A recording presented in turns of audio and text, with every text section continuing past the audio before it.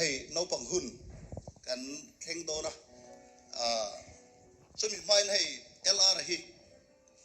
kan ina khenga aro pui ka ti khop mai LR chan chin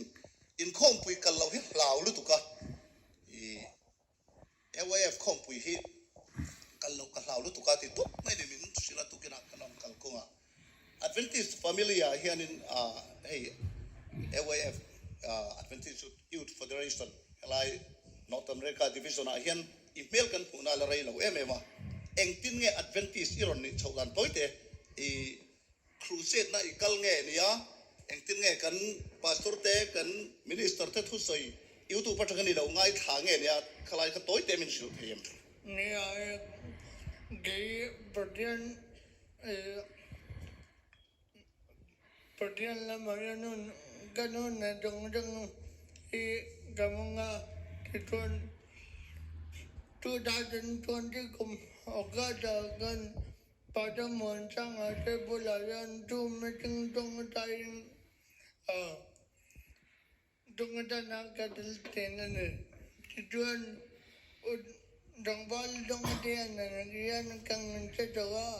amain Bible tadi nanpea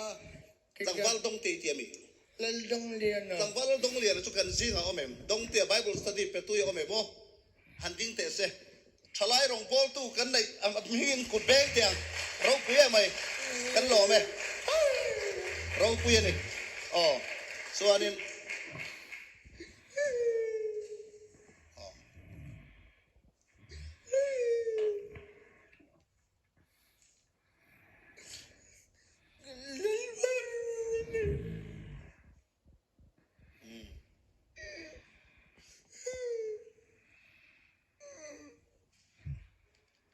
itu tam tak kan ya ama hi hun kan nei si lawa